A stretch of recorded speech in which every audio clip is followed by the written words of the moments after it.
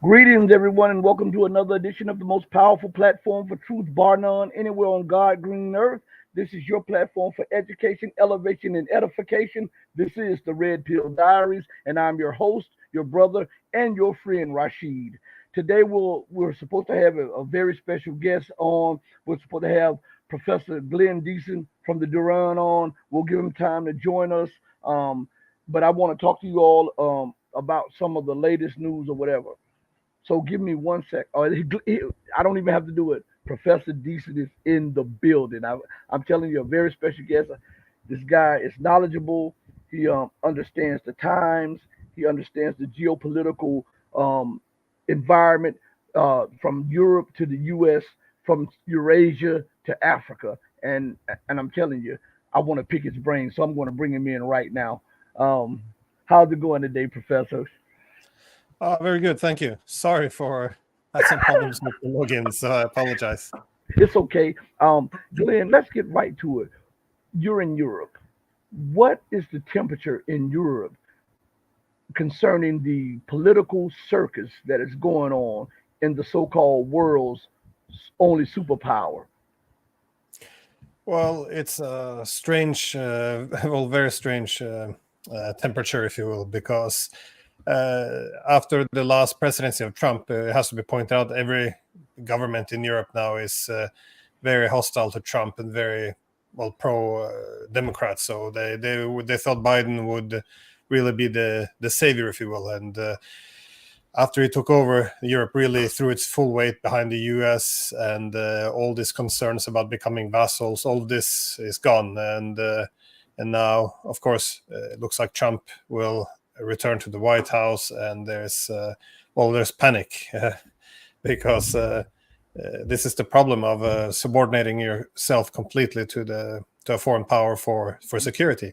Don't get me wrong; I think Europe should have a very close relationship with the United States, but without any with such great dependence, we yeah we will lose a lot of control, and so all of this political polarization which is happening in the United States obviously is followed quite closely here in Europe. But the whole thing is a bit absurd because they seem now in Europe very worried that Trump's going to end the war in Ukraine. Is We should be cheering for this. I mean, Zelensky even pointed out that I think it was on CNN, they reported that only the prospect of possibility of Trump returning to the White House is making Zelensky consider negotiations. This should be a massive endorsement. But yeah, there's strange times in Europe. Well, you said that you believe that Europe should have a close relationship with the United States. Well, vis-a-vis Russia, Russia is part European and part Asian, and it can't pick up its territory and move elsewhere. Don't you believe that Europe should have an equal or even greater relationship with Russia because Russia used to supply 40% of its energy needs? Oh, definitely. Well, this is what I mean. We should be close with the United States, but we should not be in these alliance systems because what scholars have always recognized for decades is the fact that if you have peacetime alliances, you often become dependent on an external enemy for internal solidarity to keep the thing going. And Russia has always been what holds NATO together. Now, the problem with this, of course, is we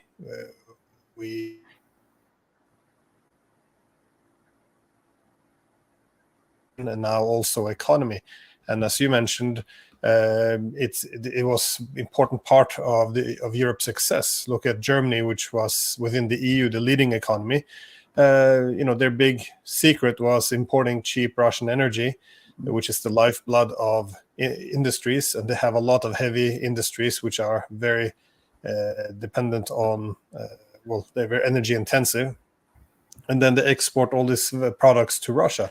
Now this is all over. The Russians are now exporting all their energy to Asia, and they're reorganizing all their trade, all their economic partnerships. So not only is it an economic disaster, but it's also a security disaster. Because what we call European integration, we're asking countries along the border of Russia to choose between us or them, and then we topple governments if they choose wrongly. And so this is not European integration when compelling countries to decouple from the largest country in Europe. It was Brzezinski who actually once made this point that one of the big threats to European integration is the economic integration between Germany and Russia, the two largest economies in Europe. So it doesn't make any sense. So we redivided our continent. We militarized those dividing lines. We're pushing those dividing lines towards Russian borders. And then we act very surprised when conflicts and war appear. And we call them unprovoked, of course. So we undermined our own security, our own economics, political stability. So across the board, I would agree. We should have prioritized a proper European security order. And unfortunately, we chose instead to keep the Cold War alliance system alive. And then again, very surprised when the Cold War returned. Mr. Diesen, I was thinking about the political situation here, and I was thinking over what you said about how Europe fears that Trump will return to office. Does anybody in Europe understand that America is really an oligarchy and that it is run by the powers that be behind the scenes? And usually, America's foreign policy does not drastically change from president to president. Does anybody in Europe ever take that to heart? No, and for some reason, what you're saying is considered to be a controversial statement here. But even in the United States, you had former presidents like Jimmy Carter who made this argument that the U.S. is more and more looking like an oligarchy, and this has also been proven. That is, yes, the leaders can be changed, but the policies, as you said, will remain the same. So, but still, it's important to understand that. We ideologically committed ourselves to a worldview where the world is a big struggle between liberal democracies versus authoritarian states. It's a very simple, provides a very simple mental shortcut to interpret all conflicts in the world to determine who's the goodies and the baddies. Obviously, this is this is politics for children, but this is the system we kind of set up. And in this system, the U.S. leads the free world, the democracies, but there obviously is some contradictions. I mean, if we look over at the United States now, we have Kamala Harris saying, the unelected leader now of the Democrats arguing that Trump is an enemy to democracy, and this is so many contradictions here now. We're betting all our security on the U.S. as the protector of democracy, unless they vote for Trump, and in which case democracy is over. But we can't diversify to, hedge our bets because, well, nothing makes sense anymore. We become a continent of slogans and catchphrases only. And I was wondering why Europe continues to shoot itself in the foot with these sanctions, sanction after sanction against Russia, and now they're calling themselves about to sanction China and decouple from China. Have they thought about the lunacy in their policies trying to follow America? America has a wealth of energy here, and Europe has little to no energy independence. So it's like to me that is suicidal to first sanction your largest energy supplier and then sanction your largest trade partner in one of the countries that is really trying to invest to bring jobs to Europe. So it seems like this is, this is the twilight zone. What do you have to say about that, Mr. Diesen? No, this is well, it's a disaster, and it doesn't only impact our relationship with Russia, but the wider world. Now, obviously, it's if you want to have a lot of political autonomy or independence, you need to have diversify your economic partnerships. Because if Europe only has a partnership with the United States, which is more powerful, you have an asymmetrical dependence, interdependence, in which we're more dependent on the US than the US is on us. And obviously that will not be an equal partnership. It will make us into vassals, which is what many European leaders used to warn about. So what you really need to do, again, diversify, but instead we cut ourselves off the Russians. The United States tells us to cut ourselves off the Chinese. We're very obedient. Every day open a newspaper now in any European country, it's all about how big and bad the Chinese are, and of course very authoritarian. So we have to decouple from them. But then we're only dependent on the United States, and then all political autonomy disappears as well. And so no, but it's not only ruining our relationship with the Russians and the Chinese, because it's how we're doing it.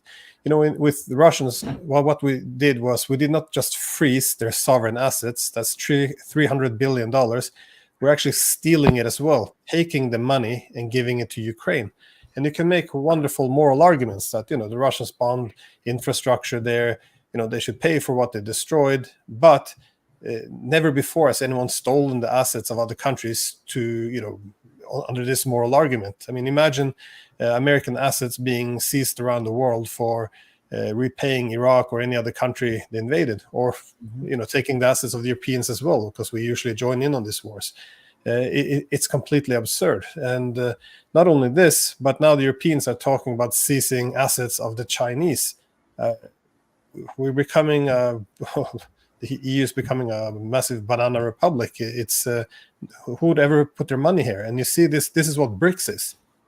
They're setting up new institutions to organize international economic architecture. This includes everything: the currency use, the trade, commodity exchanges across the boards. And they want to have that now organized in BRICS, because you can't trust the West anymore. They're using economics as a weapon. And the world is learning quickly that, well, then we have to decouple, and that's what's happening. So it's such a self-destructive policy. But if you criticize it, we're told that we're puppets of Putin. So, just race towards the cliff. Otherwise, you're a traitor. This is the political realities now. I mean, it seems like they are implementing self-defeating policies, and they're like loading the gun and putting it to their head and pulling the trigger themselves, because you have the largest economic engine now, according to the metrics from the IMF and the CIA, which is the Chinese. They are the largest trade partner to mostly everybody in the world. They're the largest manufacturer. They have the largest currency reserves. They now have the largest armed forces. And at the end of the year, I think they're supposed to surpass the United States. They have the largest air force. They already have the largest navy and army. Why would the EU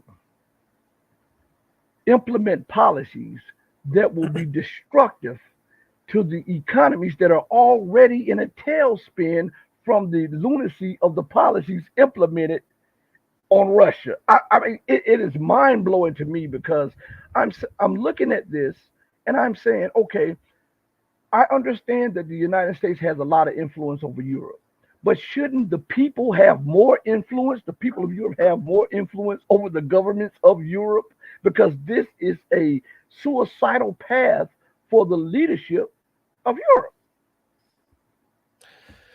Well, I would say no. The voting has it matters less, because there is, as you said, you can change the political parties or political leaders, but the policies don't really change, and it is a very self-destructive policy, and nothing really makes sense. I mean, to use an example, with now with the war in Ukraine, everyone is more or less recognizing that we're losing this proxy war against Russia, but nonetheless, we have the rotating president of the EU Council, which is Hungary now. Their president, Prime Minister. Viktor Orban. He went first to Ukraine to meet Zelensky. He went to Moscow to meet with Putin. He went to Beijing to meet with Xi Jinping. He even went to the US to meet Donald Trump, really trying to hammer out, all the important decision makers, like how can we reach a compromise? What is the possible pathway to peace? The EU responded by, oh, you're undermining our consensus, and they're punishing you, punishing Hungary now. It's beyond. It's insane. He did nothing beyond actual diplomacy, but the EU pretty much made a policy. We don't do diplomacy. We only talk to those we agree with. We don't talk to people we disagree with. And how can you explain this? If we know we're losing, surely this is the time to start diplomacy, but we're actually criminalizing it. It's Europe used to be the home of diplomacy, and it's since the Peace of Westphalia, it's all gone. It's completely absurd. And even if you want to link yourself only to the United States, you have this huge belief in it. At the same time, we're recognizing, if Trump takes power, or comes to the presidency, he would likely impose more tariffs also on allies to rebuild some of America's industrial base, a little bit like the American system in the beginning of the 19th century.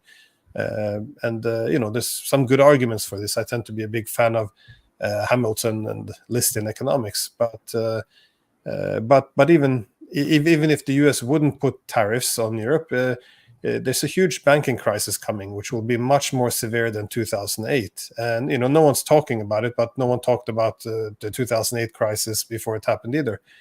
Anyways, my point is simply in this situation, surely you want to have a plan B if something goes wrong in the United States, if it's they deliberately increase tariffs or they have a financial crisis.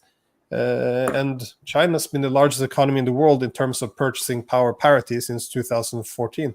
Surely our priority now should be to hedge our bets, to have many partnerships in case during these turbulent times, in case something goes wrong.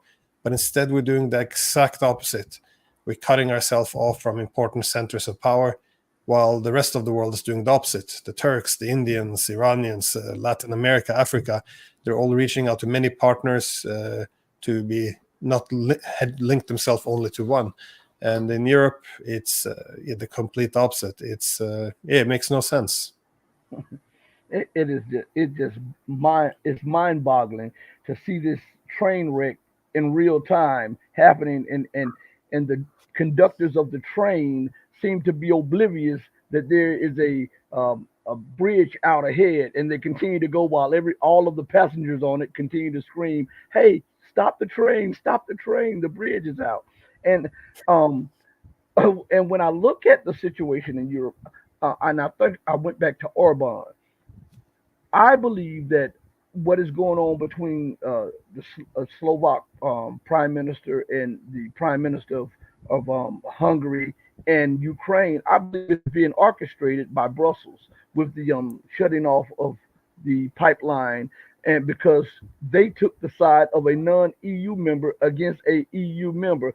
Do you think that the European Union is orchestrating this crisis to bring them in line with European policy? And do you think that the blowback of this could be both nations leaving the European Union? Well, it definitely makes the EU less appealing, because the whole attraction of the EU in the whole idea why countries would join is because they assume that the collective bargaining power of the bloc would make it economically more attractive. The whole idea was initially to have some parity with the United States, that if all the Europeans can collectively bargain with the US, we could have more equality in the economic partnership. But that's what's not happening now. Since the EU became a much less attractive economic project, what we've seen is that they don't have the carrot anymore. So they're more dependent on the whip. And we saw this with Brexit. That is, well, if you leave, we're going to punish you, instead of attracting them. Now with Hungary and Slovakia, it's quite absurd. I mean, with Slovakia, they had an assassination attempt as well. Robert Fico was shot, and in the media, there was more of a very hostile remark to it. Yeah, well, he's very pro-Russian. There's no wonder people are shooting him. It's very strange. Pro-Russian meaning that he would like to find a peaceful solution to the conflict in Ukraine.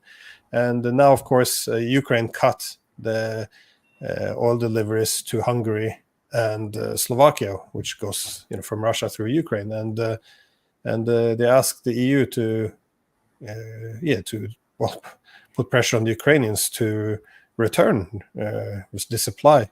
And the EU says, no, they're not joining this. So they're not even standing by their own member states. So at what point does it make sense to be part of this club, which effectively try to diminish your sovereignty and punishes you and doesn't even stick up for you? So this is why you see countries like Hungary also reaching out more now to China. Also, they want more partnership with Russia and the Arab world, Africa, because if you become too dependent only on the EU bloc, then they can do these things to you, and there's nothing you can do. So now the EU has become a very strange place, especially for people like me who, when studied in the late 90s, early 2000s. it was this peace project, this economic miracle. We all trade with each other. We didn't do politics like before. Some of it was obvious nonsense, but the concepts we used was normative power, civilian power, ethical power, all this stuff. And now it's just war, no more diplomacy, punish and sanction our own member state if they don't obey. And at the same time, the economies are falling apart because of silly decisions.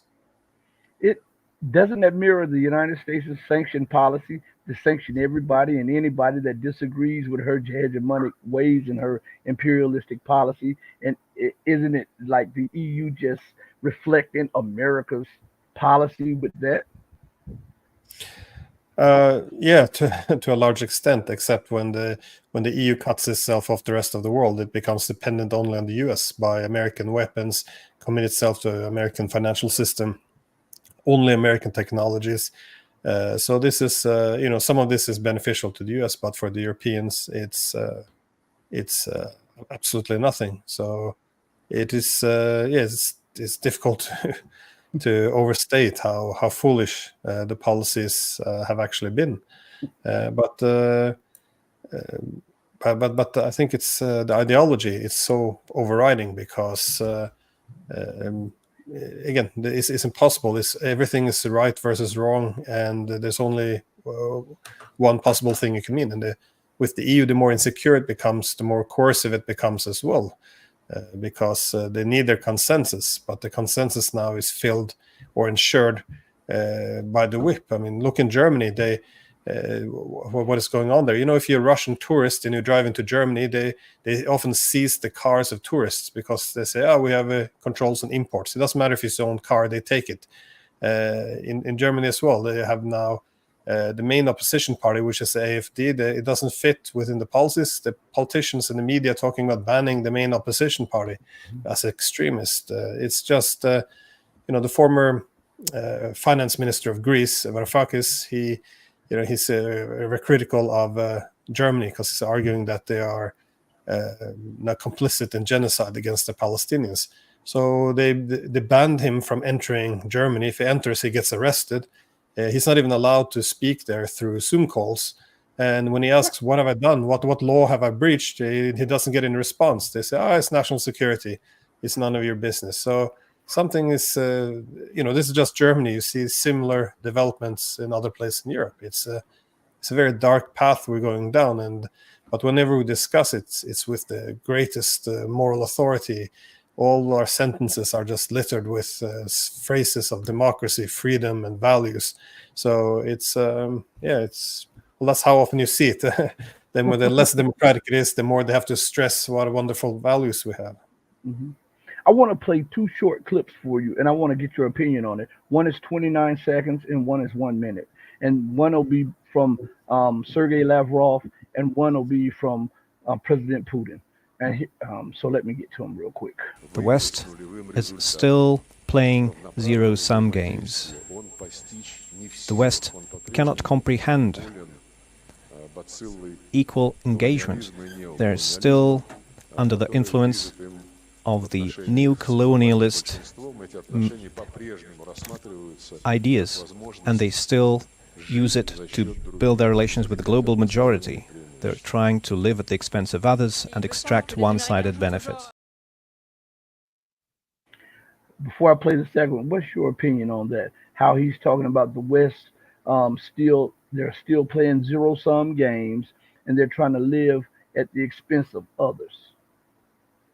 No, I think that's very correct. And this is why the Russians are seeking to decouple from Western industries, which are rent-seeking. They want to avoid the US dollar simply because it's a form of taxation, if you will. Because when you print a currency, you reduce the value of all the money, and you by creating new money. So it's a way of taxing anyone holding the dollar, and so you're taxing the rest of the world in this way too.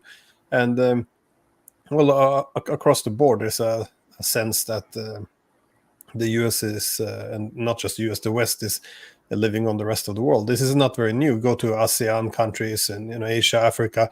A lot of them sees that the financial system opposed under the neoliberal era was an extension of colonialism. That's why the Europeans are being pushed out of Africa as well. So there's a lot to this, and the zero-sum aspect is also very correct. This is, when we talk to Turkey, you say, you have to decouple from Russia, and this is before the war, by the way. That's also why we have a war in Ukraine. When the Western countries engage with Central Asia, how can we make this region decouple from Russia? Everything's always zero-sum, like either us or them. This is why it was so refreshing for the Russians when the Chinese entered Central Asia. They were initially quite concerned. But the Chinese said, listen, we don't want to replace you. We can harmonize our interests without stepping on your toes. So this is very new, and it's a different kind of economic system being developed. But this is one of the problems of our assumption that our policy is all about liberal democracy. That means the more of us and less of them, the better the world is, because we're removing Russian authoritarianism and we're implementing Western liberal democracy. So the ideology reinforces the zero-sum institutions which are pushing around as well. Okay. And I'm going to play the second, and I want to get your opinion on this. So this is from President Vladimir Putin. As we see that the efforts of the BRICS countries and other members of this organization and our supporters clash against the forces of the so-called Golden Billion, the countries that oppose us. Their elites are working against the interests of their own peoples, and in fact today they're trying to enshrine a kind of order, a rules-based world order, rules that no one has seen, no one has ever discussed, and no one has ever passed or accepted those rules. These rules are written and adjusted every time in an ad hoc manner to suit a situation as it stands. It is done by people who believe that they are special and they have the right to dictate their will to the rest of the world. This is very much in the vein of traditional colonialism. What is your thoughts? What are your thoughts on what President Putin had to say, especially when he was referring, we know he was referring to the United States and it's what he called vassal states? Well, first, the rules-based international order is what it's a huge thing, which not just the Russia and China complains about, but much of the world. And it's correct; it doesn't really consist of any rules, and this is by design because it's kind of a merger between international law and humanitarian law. So we're saying, for example, with stealing the Russian assets, we're saying, well, if you invade another country, then you have to pay for the damages. So we're going to steal your sovereign funds and give it to them. But if someone would do that to us, it's a no. It's a no. We have to follow international law. That's not legal. That's why when we took Kosovo from Serbia, we said, self-determination have to go above territorial integrity.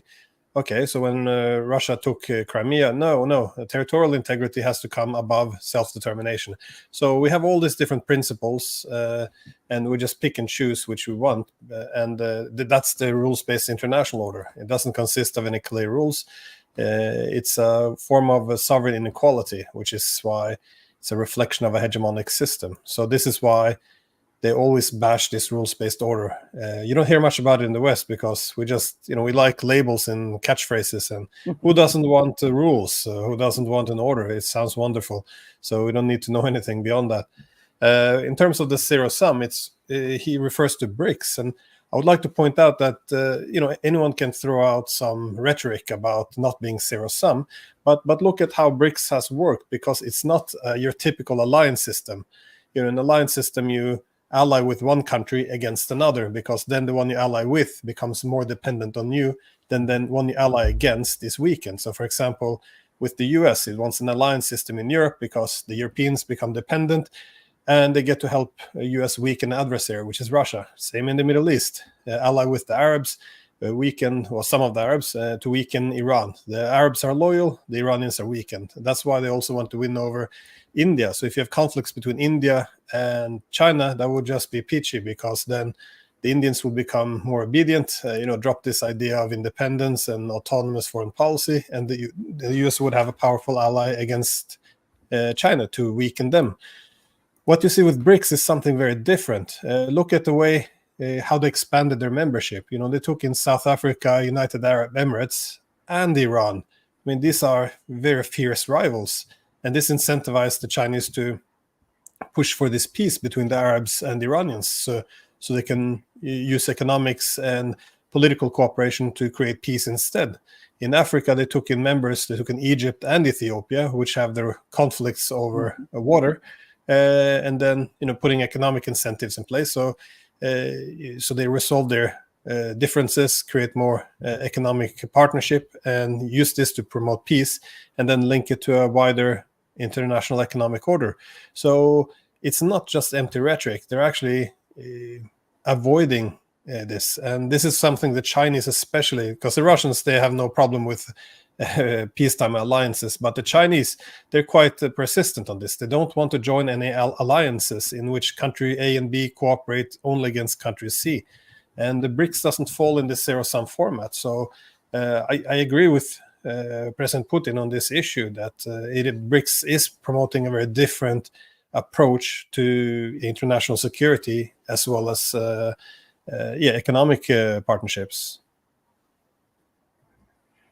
Now, I was reading on RT that Schultz gave the go-ahead for strikes using German weapons into Russia. After hearing what generals from Germany had said about sabotaging and bombing the bridge in Crimea and the escalation by the West, when do you think there would be a breaking point and Russia will strike out outside of Ukraine?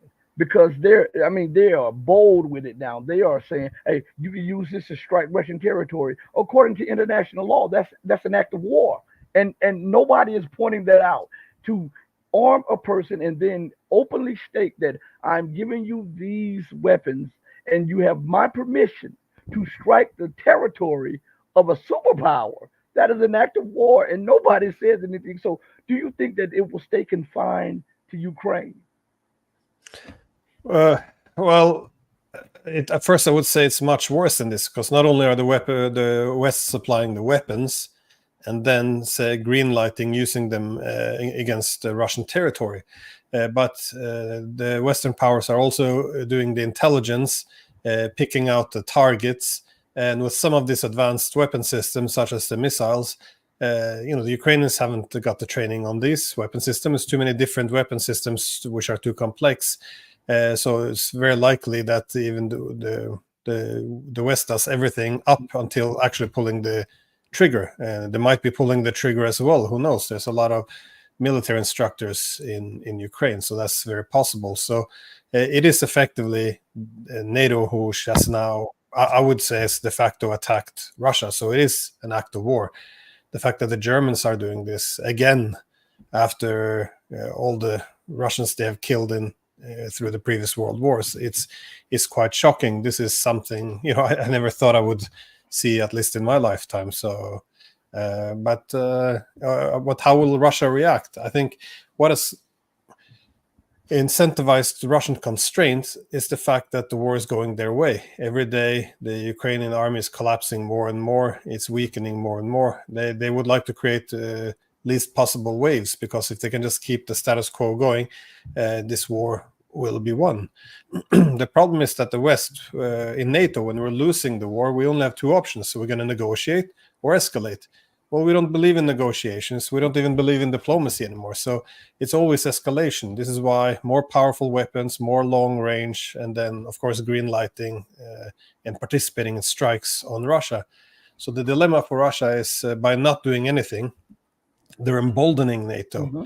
And this is by NATO's own acknowledgement. I mean, listen to the politicians in the media. The main argument is we can do what we want with Russia. We've broken so many of the red lines. They're not striking back. We can break another one. Where does the limit go? You're going to have Scholz himself fly a plane and bomb Moscow? It's just, there has to be a limit. And this is the massive pressure these days on Putin. unlike what our propaganda suggests, he's actually, he's not the only one, he's not a dictator. He's dependent on the rest of the political system, political support. And there's a lot of anger building up. Like, why have you allowed the NATO countries to effectively attack us, and by not retaliating? So the cost of doing nothing is becoming, that risk is becoming much greater, many feel, than the risk of actually doing something. So the West will continue to escalate until we give them a bloody nose.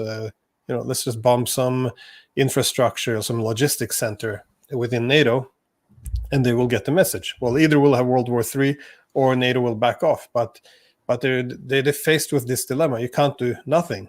And it's quite it's reasonable to understand it. I mean, I don't want to go on too long, but imagine if it was the Russians who had toppled the government in Mexico, the US tried to intervene, much like the Russians are in Ukraine. And then the Russians, Chinese began to send in a lot of missiles and giving the intelligence where to strike, putting their trainers and instructors on the ground, possibly pulling the triggers to hit American cities. At what point would the United States think, well, this is a bit too much? If we don't respond now, it's only going to embolden them. I mean, this should be complete common sense, but we kind of believe our own rhetoric these days that, we're just helping a country defend itself and democracy and stuff. So it's incredibly dangerous. But I think the Russians are extremely restrained exactly because they see that they're winning. If we would be successful, this is a great irony, if we would be successful in severely damaging the Russians, then they would hit back hard. So it's ironically us losing, which is, and this strike's not being effective, which is convincing the Russians that they shouldn't respond. I believe, and I'm not an advocate of war, but if you allow someone to continue to sock you in the face, and you're restrained, they will continue to try to take advantage and sock you in the face. Sometimes you have to sock them back and say, listen, you need to pause, step on the pause button or something. And I think we're already in World War III, because when a superpower or a superpower alliance openly states that they are arming and training and even aiding the attacks on another superpower, that is World War III, whether anybody acknowledges it or not. And I believe that Russia has destroyed the NATO-trained, NATO-supplied Ukrainian army 3 times. They're on the 4th go-around.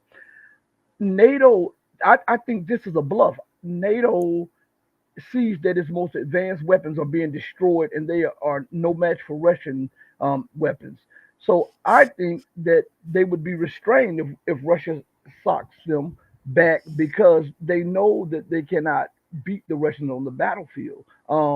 But if they allow them to continue, Vladimir Putin is going to come under a lot of domestic pressure, because the bombings of Belgorod and drone attempted drone strikes that are going on throughout the Russian Federation, and the sabotage that is going on. How long can he not respond? Well, that's the main thought. If you were advising the Kremlin, well, what would you say? You would have to say, well, there has to be retaliation, but without a tripwire. In other words, if they drop a bomb on Washington, obviously the US have to respond. So you would like to attack, retaliate, but something in which the West can not feel obligated to start World War III. So this is what I think you're seeing now, that they're more likely to shoot down American drones over the Black Sea, which is doing the reconnaissance and picking targets for what to strike. I think, you saw now Russian drones entering Romanian airspace as they bombed just on the border between Ukraine and Romania. There's been some sabotages across Europe. Many of them have accused of Russia being behind it. I see it as quite possible. But also other things. The Russians are now sending center warships, as you know, over to Cuba. They're now doing military deals with North Korea, giving them weapon technologies, which makes the Americans very unhappy. But again, the main thought is good, because they would like to make life as miserable as possible for the US as a way of retaliating. And Putin also said that they would now, because NATO would change the rules of proxy wars, we're now openly hitting Russia. So now Russia says, well, we can do the same. We can give weapons to anyone who will protect themselves from the West. So there's plenty of targets. I mean, we have troops occupying Syria, Iraq. We're fighting Yemen. Why wouldn't Russia give some missiles to the Houthis in Yemen to strike some British or American warships? This is something that the US is concerned about now as well. And why not? They can give missiles to Yemen, give the targeting data, the intelligence where to strike the ships, effectively do everything except pull the trigger. And they can say, well, we're just helping them defend themselves. So we changed the rules, which is very destabilizing. So Russia will probably go down this path. Well, depends. I think the Americans are perhaps being more cautious. The Europeans, not so much. So if I was Russia, it would probably be better to strike some European warships or targets rather than the Americans, I guess. I agree with you, but it's hard for me to allow America to go scot-free. I'm just saying that the average person, and I'm using this from just the low man on the streets up to the political thing. If you strike me, why is it heresy for me to strike you back? I mean, America is actually involved in the targeting on Russian territory. This is what I'm saying. And why does she get a pass to strike Russian territory, but it's World War III if Russia strikes back on American territory? It's hard for me to digest that because I think because I'm a straight shooter and I'm a fair person, and I believe that if you initiate something, you should be able to take it when it comes back. That's the way I look at it. But I want to play something for you, and then I want your opinion on this because it's down the line of what we're talking about, and it's talking about how the United States is using NATO to continue its hegemonic ways. And then after I play it, you give me your feedback on this. Here we go, right here.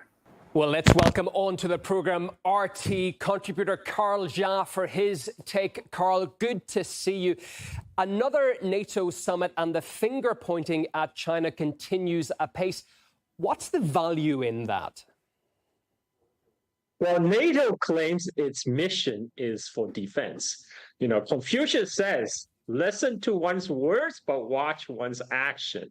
The NATO record for the past 20 years has nothing to do with defense. NATO was involved in Afghanistan, in Libya, and now it's involved in supporting a proxy war in Ukraine against Russia. Again, NATO's performance, it has not been for the security of countries in Europe. It's everything to do with preserved U.S. empire across the globe. And this is why NATO is trying to dip its foot into Pacific. What does North Atlantic Treaty Organization has to do with anything in the Pacific? What security interests of what countries in North Atlantic does China threaten? This is ridiculous. Again, this is just plain pliable lackey to America, to Washington's interest, which is to contain China in Asia. The Chinese Foreign Ministry says NATO is scaremongering. It's making imaginary enemies. Is that fair, though? Because the alliance itself stresses continually, we're still defensive in nature, Carl. That's just a joke at this point. Viktor Orbán, who is the president of Hungary, which is a NATO member, he just tweeted a couple of days ago from Beijing. He said China is a key power in creating the condition for peace in the Ukraine conflict. That's why he has come to China on his peace mission. I mean, China has offered time and again to be an honest peace broker in the Ukraine conflict. But the NATO country has uniformly, other than Hungary, has uniformly rejected. And it's interesting when Orbán is in China, there was no opposition from either Kiev or Moscow. Most of the criticism come from other NATO countries and Washington. And this really lays bare the fact that NATO is not interested in peace. This all comes amid much celebrations, backslapping in New York, the 75th anniversary of NATO. Carl, do you think it will make it to 100? Well, that's what the NATO bureaucrats are hoping for. I mean, at this point, all the backslapping and all the shenanigans NATO has contrived is to perpetuate the cross transnational security elite in Europe and in Washington. But this whole structure of empire is predicated on Western dominance, which is receding across the globe at this point. It's been challenged at many fronts by particularly the BRICS alliance led by China and Russia. Carl, as always, good to see you. Your time, your thoughts are appreciated. RT contributor Carl Jha. What do you have? What are your thoughts on what Carl had to say? No, I agree. Well, first on the defensive alliance, this is an extraordinary thing as well. I remember I was in the army in 1999 when NATO bombed Yugoslavia, which hadn't threatened us, and of course it was a war of aggression against international law. And then you have Libya and all these other conflicts. So, but also remember, as we're bombing other countries, we still have to refer to it as a defensive alliance. So this is how it is. I mean, even Henry Kissinger argued that once we began to bomb Yugoslavia in 1999, that well, we can't really tell the Russians anymore that is a defensive alliance. He made that argument. So it is again, it's where the sloganeering clash with reality. But that was one of my biggest takeaway from NATO's meeting as well. That is, well, obviously it was predictable that they would lash out against Russia, but this push now to blame China. I mean, they're blaming China as well for the war in Ukraine. They're saying that the Chinese are helping Russia. I mean, it was quite, it's quite strange because the Chinese have pushed for peace all along. It's the US and UK who sabotaged the peace agreements in early 2022 for the explicit purpose of being able to use the Ukrainians to weaken Russia. So blaming China, I mean, this is a NATO-Russia proxy war in Ukraine. China has nothing to do with it, but the argument is they're trading with Russia, so that makes them an accomplice. But yeah, it's very strange. We had even Macron at one point going to China asking to help to solve the conflict. And the Chinese said, well, wonderful, we can push for peace agreements and negotiations. And, you know, it was told, no, we don't have diplomacy or negotiate. We meant put pressure on the Russians, stop giving them weapons. So effectively, we have to push for the Russians to capitulate. This is what we're going for. So you want to defeat the Russians. Meanwhile, the American leaders all of them almost are very open about their objective, which is let's knock out the Russians, then we can focus on taking out China.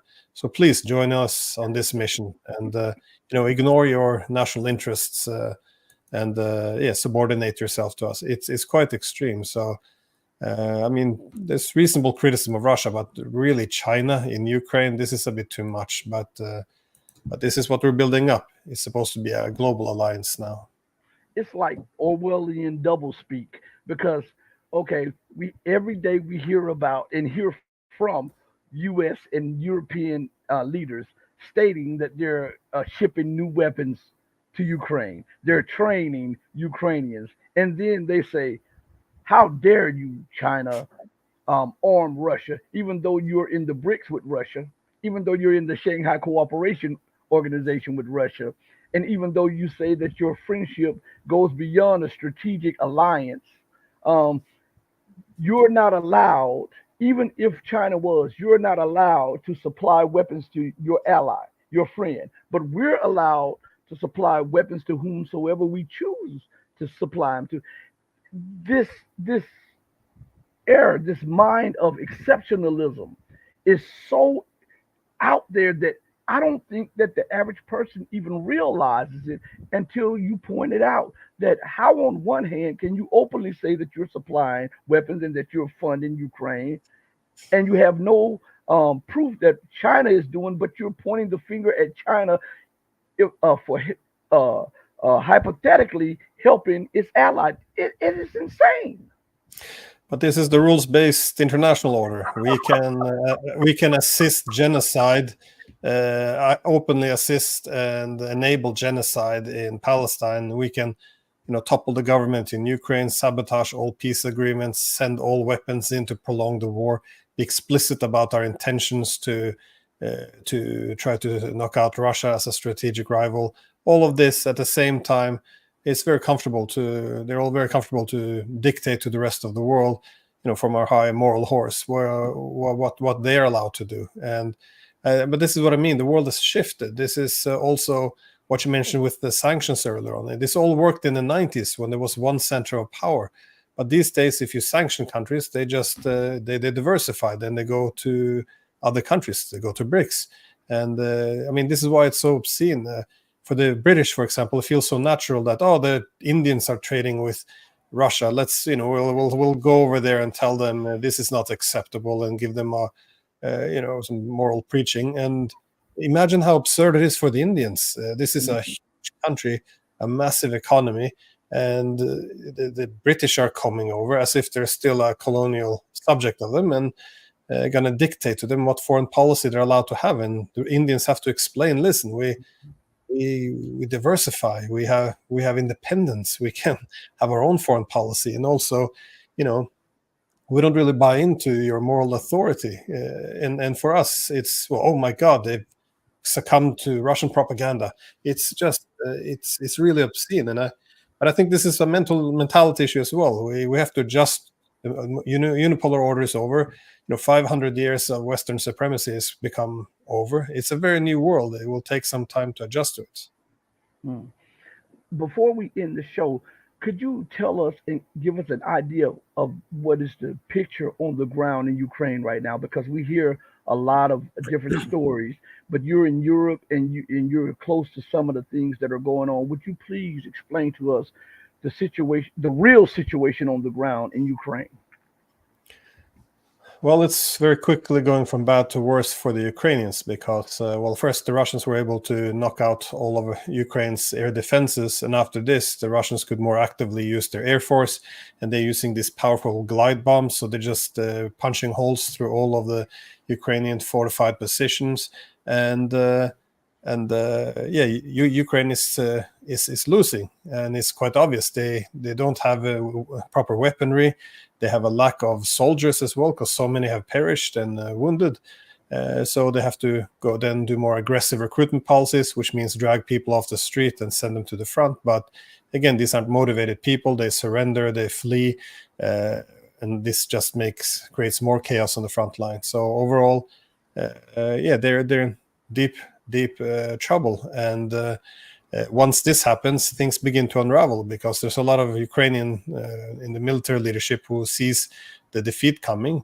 So, of course, they're reaching out to the Russians, and now you're having greater security breaches as well because the Russians seems now to know where all the command centers are and where all the foreign mercenaries are. So someone is feeding them a lot of information, but this makes sense. The Ukrainians and Russians have always been close. If you're losing a war, you're starting to reach out to the other side and begin to make some deals. So and as this happens, everything continues to get worse and worse. And in short, this has been a war of attrition. The Western media has been very dishonest about this because in a war of attrition, you don't just take all the territories right away when they're well fortified, because then you lose a lot of manpower and equipment. What you do is you destroy the adversary's military, and then you go for the territory. And that's what the Russians have done. And you've seen the Ukrainian military being worn down. They've been destroyed. And what would you do if the military is already at the brink? Well, you want to thin out their lines even more, right? And that's what they did. So they opened up a new front line in Kharkov. They have to send all their troops up there, which are getting slaughtered there as well. And now you have very thin lines. So this is where the war is entering a new stage now, because now the Russians can take the territory because they're not well fortified anymore. So now you see the Russians taking new cities and villages every single day. They're just pushing forward. The Ukrainians aren't able to stop them. And this is also making things so much worse because when the front lines are being broken and an army is withdrawing, then it takes huge casualties because now they have to get out from their fortified positions and get out on the road and pull back, and this is when a lot of them get hit. So as one thing goes wrong, everything goes wrong, and at this point in time, things are just in free fall, which is also why you're seeing the Ukrainians now talking about the need for negotiations, even though the EU forbids it apparently. But so it's not great times, and even if the Ukrainians are able to hold on for a few more months, they will be more likely to be met with a Trump presidency who will pull the plug on Project Ukraine. So it's they're going through a very, very hard time, and I wish, with all the carnage, that someone would stop treating diplomacy like it would be a crime and try to find a peaceful way, because there's no way they can join NATO. Russia will not give up the territories which is now considered to be Russian. What we should do is try to save as much as Ukrainian population and territory as possible by negotiating. And every day they're losing men and territory. So it's a horrific situation. Final question of the day, which is a two-part question. One, why hasn't anybody mentioned the so-called new wonder weapon, which is the F-16, and how the Ukrainian pilots are saying that it is inferior to the Su-27s? And two, how much more can the West finance when Europe and the United States economies are collapsing at breakneck speed? Well, the F-16s will be delivered and probably used, but there's always a wonder weapon. First it was the Javelins, you had the Leopards, you had the Abrahams, you had the HIMARS, you had the Storm Shadows. It's just, the Russians have been, one thing they should be credited with, they're very quick at adapting to new weapons. They see what's used, they're coming up with a counter initiative, and then suddenly these weapons aren't effective anymore. So, for example, all these missiles, the Russians are jamming most of them and shooting down the rest. So it's, I'm not sure how effective the F-16s would be. I doubt they have trained sufficient pilots for this. But even if they have the pilots, they need the proper runways, they need the fuel depots, there's a lot of things you need to run a proper air force. You need air defenses to keep them, not be shot out of the sky. So, and the Russians are preparing already. They're bombing all the airfields around Ukraine now in preparation of the F-16s coming. So I don't think anyone seriously think it's going to have a huge impact. But again, if it would have a huge impact, the Russians would have to give NATO a bloody nose. So maybe we should be happy that it's going to be another toothless initiative. But it is a provocation, because the F-16s can carry, they can possibly carry nuclear weapons, and also this. The Russians will take new precautions, and we're going to elevate the tension level dramatically. So it's, again, it's escalation. That's what we do. When we lose, we don't negotiate, we escalate. And this is why this stage of the war is so very, very dangerous. And the second part, the economics. How long can they arm or finance this war when both the European and the U.S. economies are collapsing at breakneck speed?